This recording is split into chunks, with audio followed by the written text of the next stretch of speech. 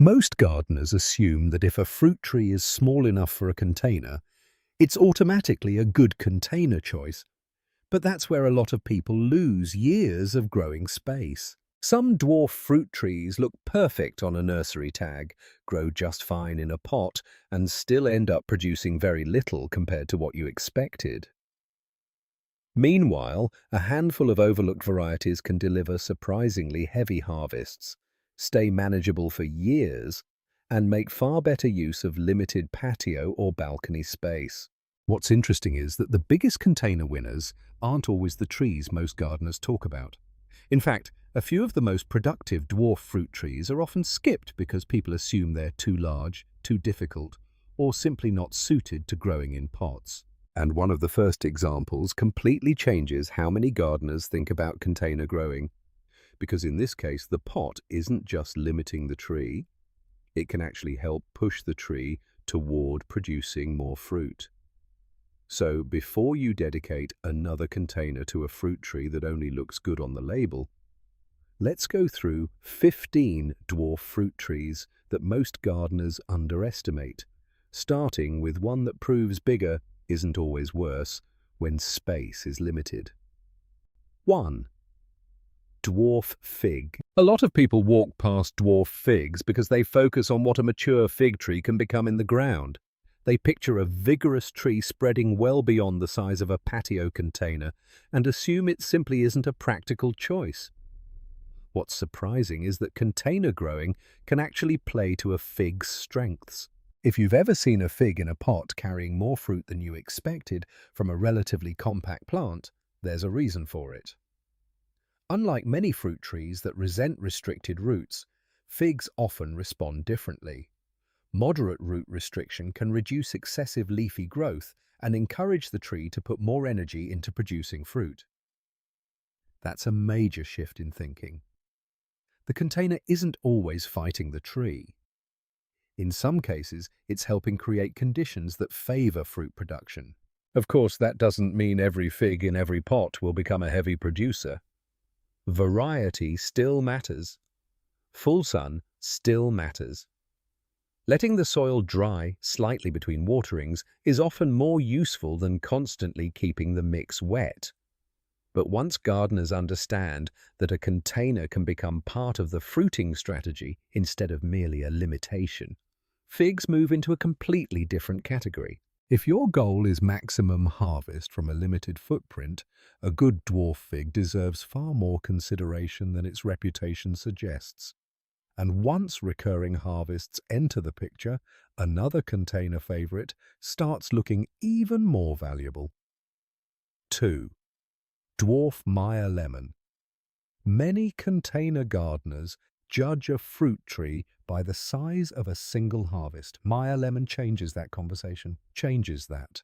A mature dwarf Meyer lemon may not overwhelm you with one giant crop, but it often delivers value repeatedly. Blossoms, fragrance, developing fruit, and usable lemons can appear throughout the growing season in ways that keep the tree productive and relevant far beyond a single harvest window. That's why so many people end up using their Meyer lemon more than trees that technically produce larger crops. Many gardeners compare harvest size. Meyer lemon forces a different comparison. How often does the tree create value? A tree harvested repeatedly can sometimes outperform a tree that produces more fruit but only once. The practical advantage comes from how well citrus adapts to controlled conditions. A container allows you to manage drainage, feeding, and soil structure much more precisely than many garden beds allow. Give it strong sunlight and a well-draining citrus mix, and it can become one of the most dependable edible plants on a patio. The important limitation is that citrus doesn't reward neglect. Poor drainage, insufficient light, or inconsistent care can quickly reduce flowering and fruit quality. Still, this creates another useful shift in thinking. The best container tree isn't always the one that produces the most fruit at one time. Sometimes it's the one that keeps producing value month after month. That same idea becomes even more interesting when a fruit tree many people avoid suddenly becomes manageable. 3. Dwarf mulberry. Full-size mulberries have a reputation that scares some gardeners away. Fast growth, large size, spreading roots, and messy fruit can make people decide the entire category isn't worth considering. Dwarf mulberries tell a different story. In a container, especially with regular pruning, many dwarf ever-bearing varieties become surprisingly manageable while still producing wave after wave of berries. The discovery here isn't that mulberries suddenly become tiny ornamentals. They don't. It's that the container changes the risk profile.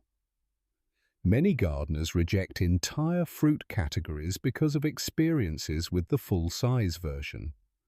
Dwarf mulberries expose the flaw in that shortcut. Sometimes the reputation belongs to the mature tree, not the dwarf form, which means growth habit may matter more than species reputation.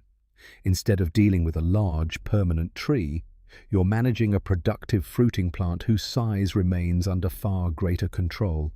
The limitation is straightforward. Fruit can still drop, and pruning is still part of the package.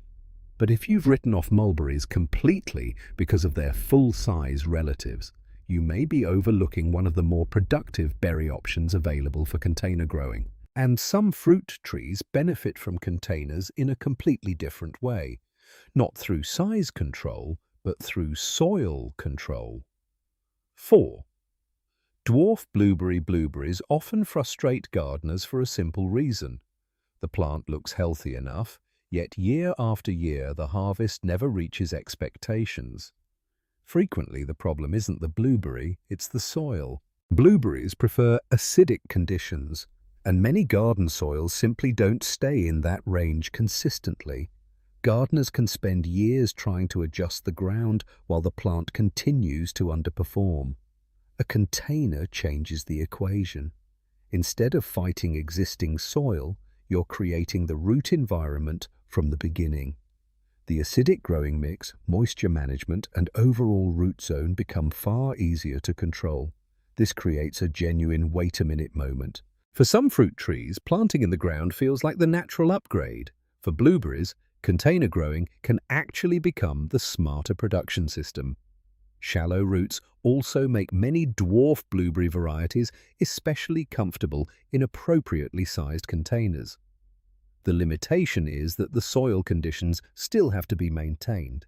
The container doesn't eliminate the requirement, it simply gives you greater control over it. And that control can mean the difference between a decorative shrub and a plant that produces bowls of berries. Now let's look at a tree that proves high productivity sometimes comes with higher demands. 5. Dwarf banana. A dwarf banana instantly grabs attention because it feels like something that shouldn't work in a container, yet in the right conditions it absolutely can. The mistake is assuming that because it's labeled dwarf, it automatically behaves like a low-maintenance patio plant. Bananas are ambitious growers. They want warmth, consistent moisture, feeding, and enough root space to support rapid growth. When people place them in undersized containers, the results are usually disappointing. Slow growth, instability, and reduced fruiting potential often follow. The opportunity comes when those needs are matched properly. A large, stable container can support impressive tropical growth and, in suitable climates, the possibility of substantial fruit production from a surprisingly compact footprint. The limitation matters just as much as the payoff. This is not the tree for every balcony, every climate, or every gardener, but it introduces another important lesson. A high-performing container fruit tree isn't necessarily the easiest one. Sometimes the best results come from understanding exactly what the plant demands before you give it valuable space. And that raises a bigger question moving into the next group of trees. Should productivity alone decide what earns a place in your container garden? 6.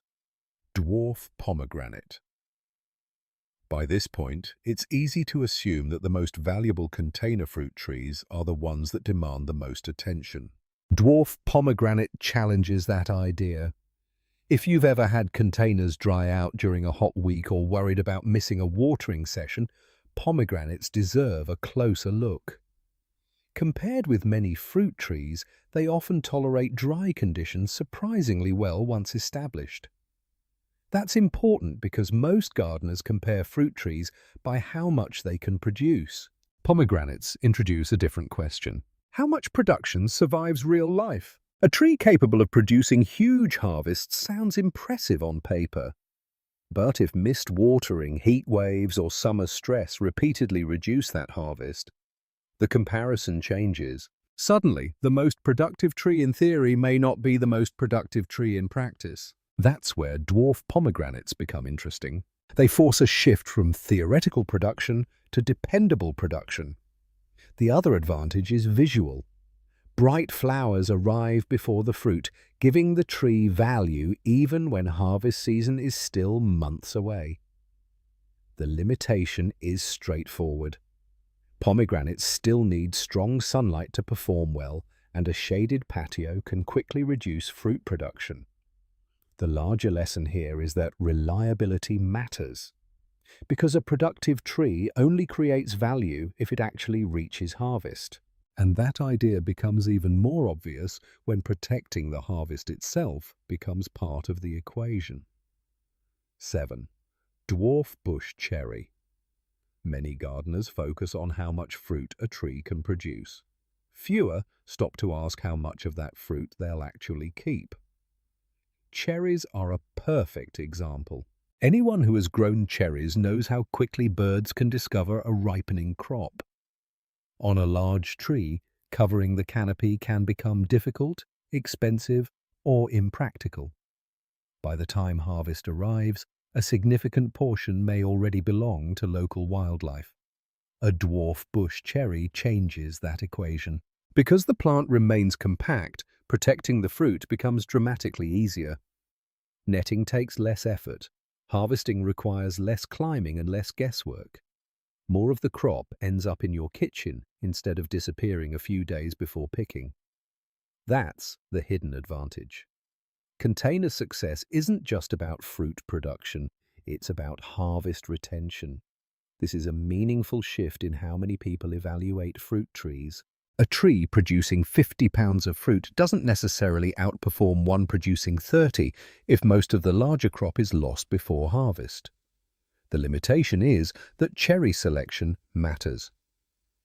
Chill requirements vary, and choosing the wrong variety for your region can create years of frustration.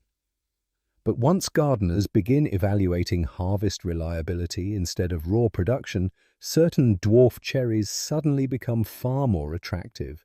And reliability can also come from timing. 8.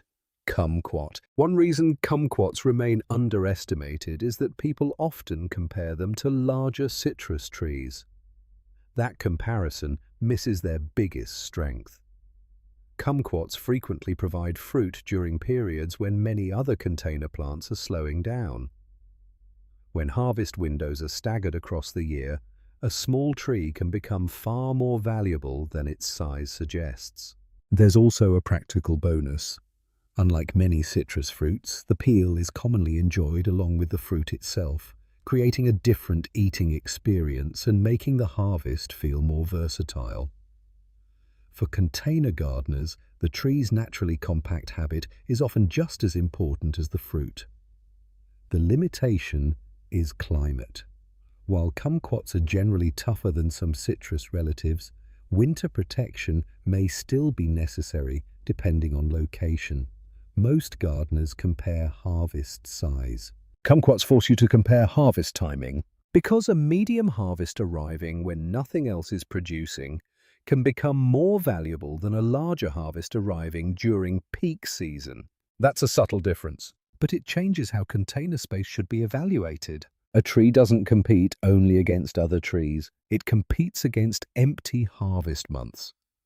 And some trees take that idea even further by combining fruit production with surprisingly rapid growth. 9. Dwarf guava. There are container fruit trees that feel like long-term projects, And then there are dwarf guavas. In warm conditions, many dwarf guava varieties establish quickly, grow steadily, and begin rewarding the gardener sooner than expected. That speed alone changes the experience. People often think of tropical fruit as novelty growing, something fun to try but not necessarily productive. A healthy dwarf guava can challenge that assumption. Beyond the fruit itself, the tree brings fragrance, attractive foliage, and a strong patio presence. It feels productive even before harvest arrives. The limitation is equally important.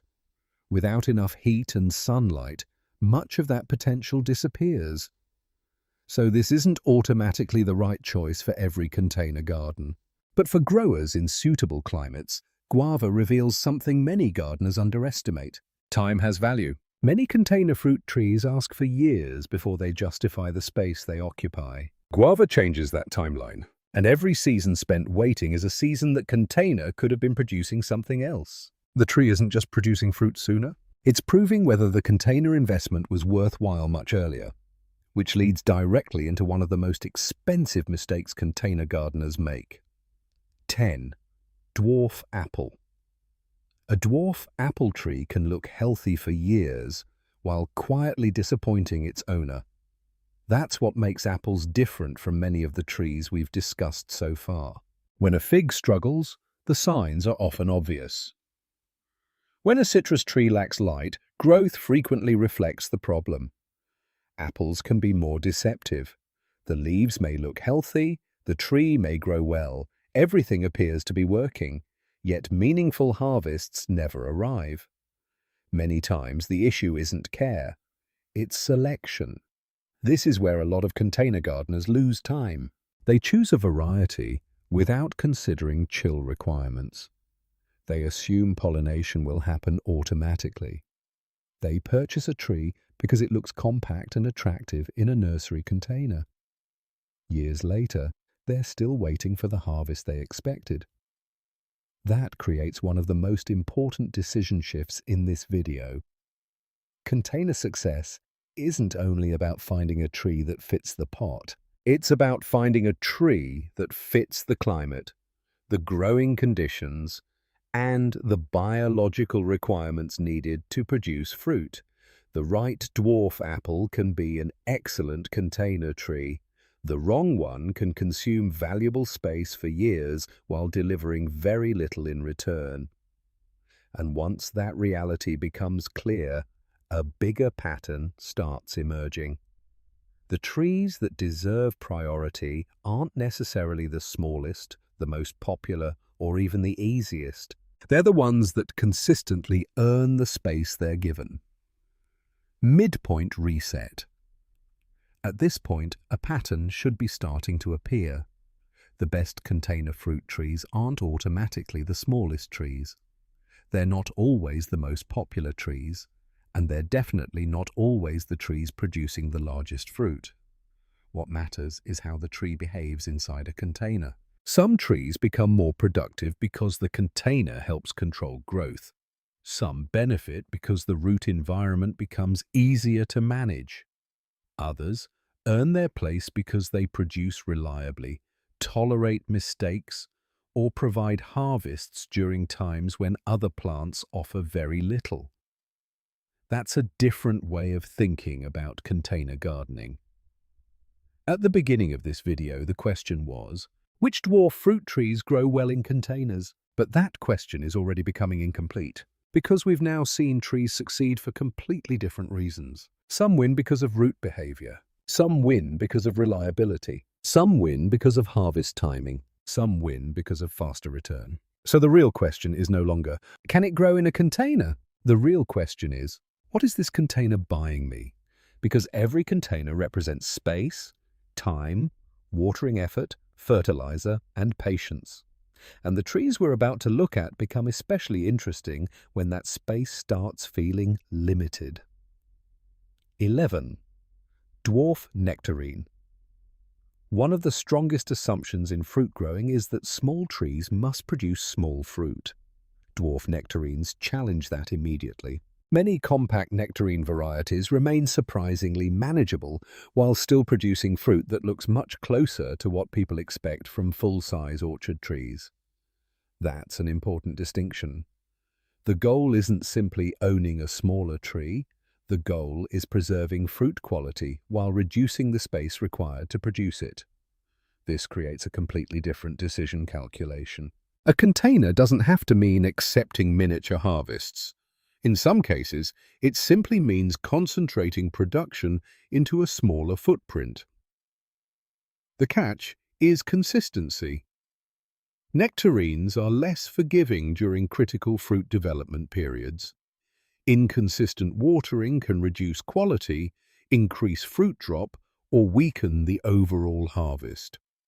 That means this tree rewards attention, but for gardeners willing to provide that attention, dwarf nectarines demonstrate something powerful. Size reduction and harvest quality don't always move together. Many gardeners assume size and quality are linked. Dwarf nectarines reveal that they can be separated, which means reducing space requirements doesn't automatically require reducing expectations. And once you realize that, container space starts looking even more valuable. 12. Dragon fruit. Most people don't immediately think of dragon fruit when discussing container fruit trees, partly because it doesn't look like a tree at all. But from a space allocation perspective, dragon fruit introduces a valuable idea. Not all productive container plants use space the same way. Dragon fruit grows upward. With a sturdy support structure, the plant can convert vertical space into fruit production while occupying a relatively modest footprint at ground level. That's a different form of efficiency than we've discussed so far. Most container gardeners think horizontally. Dragon fruit forces you to think in 3 dimensions. The limiting factor may not be floor space at all. It may be how much unused vertical space you're ignoring. Instead of asking how much space a container consumes, you're asking how effectively the plant uses the space above it. The limitation is structure. Without proper support, growth becomes difficult to manage. Depending on variety and location, pollination may also require additional attention. But once those conditions are handled, dragon fruit becomes less of a novelty and more of a production system. And that leads directly into another decision many gardeners underestimate before they even make a purchase.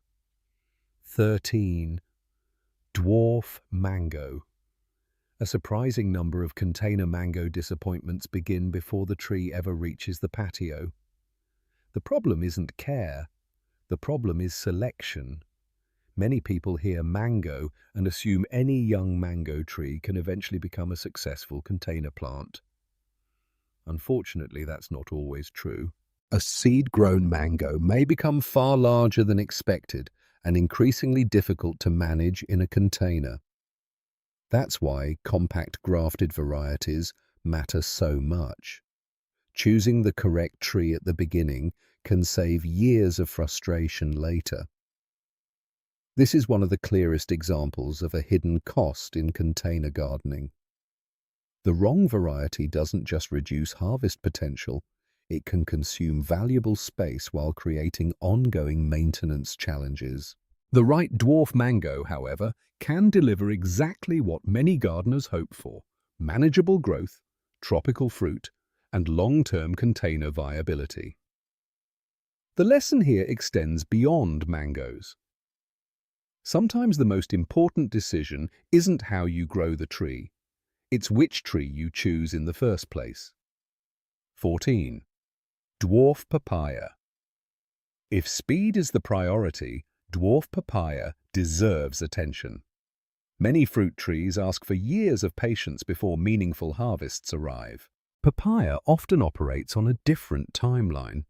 Under warm, protected conditions, growth can feel remarkably fast, giving gardeners an earlier return on their effort than many traditional fruit trees. That's the appeal. The limitation is equally obvious. Papaya depends heavily on warmth. In unsuitable climates, the window for success narrows quickly and cold weather can erase much of the advantage that makes the plant attractive in the first place. So this isn't necessarily the highest value container tree for everyone. But papaya exposes a hidden variable many gardeners rarely consider. Most fruit trees are compared across decades. Papaya forces a different comparison. What if speed matters more than longevity? A tree that produces quickly can sometimes outperform a theoretically superior tree simply because it starts paying back the space immediately. Container space has a clock attached to it, and papaya makes that clock impossible to ignore. And that brings us to the tree that ties nearly every lesson in this video together. 15. Dwarf calamondine. If you wanted one example that captures why certain dwarf fruit trees outperform expectations in containers, calamondine would be a strong candidate. At first glance, it doesn't seem extraordinary. The tree stays relatively compact. The fruit isn't especially large. It doesn't attract attention the way a mango or banana does. Yet that's exactly why it's so useful as a final example. Calamondine scores well across nearly every category that matters in container growing. It remains manageable. It produces heavily. It offers ornamental value. It flowers attractively. The fruit remains useful in the kitchen. And it continues paying back the space it occupies over and over again. Notice what's happened throughout this list. The winning trees kept changing. First, size mattered. Then fruiting response mattered. Then reliability mattered. Then harvest timing mattered. Then variety selection mattered. Now a final question replaces all of them. If this tree occupied one of your limited containers for the next 5 years, would you choose it again? That's the test calamondine passes unusually well, which is why the question is no longer, can this tree grow in a container? It's, does this tree earn the container? Calamondine often does. Not because it dominates any single category, but because it performs consistently across all of them, and that changes how many gardeners should evaluate future fruit tree purchases. Pattern interrupt. Before ranking future container trees, it's worth pausing for a moment. A productive tree isn't automatically a good investment of space. Container gardening creates a resource most people rarely think about. Container slots. Every large pot occupies years of opportunity. When a tree underperforms, the cost isn't only the fruit you missed, it's the alternative tree that could have occupied that space instead. That's why chasing novelty can sometimes become expensive.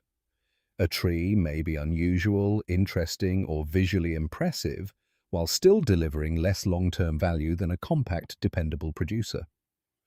The goal isn't to eliminate experimentation. The goal is to recognize that limited space creates priorities. And once space becomes the scarce resource, evaluating trees by yield per container begins to make far more sense than evaluating them by excitement alone. Final decision framework. So how should you actually compare dwarf fruit trees before buying one? Start with yield per container. Not total theoretical production. Production relative to the space being occupied. Next, consider time to harvest. Some trees reward patience. Others reward speed. Both can be valid, but understanding the difference helps prevent disappointment. Then evaluate climate fit. A tree perfectly suited to your conditions often outperforms a more exotic option that constantly struggles. After that, consider maintenance burden. How often does it need watering? How sensitive is it to mistakes? How much pruning or protection will it require? Pollination and chill requirements belong on the checklist as well. Several otherwise excellent trees lose value quickly if those requirements aren't met. Finally, ask a simple question. Will the harvest actually be useful? A tree producing fruit you regularly use often becomes more valuable than one producing larger harvests you rarely touch. Viewed through that lens, the best dwarf fruit tree isn't universal. The best one is the tree that matches your climate, your space, your maintenance tolerance, and your harvest goals.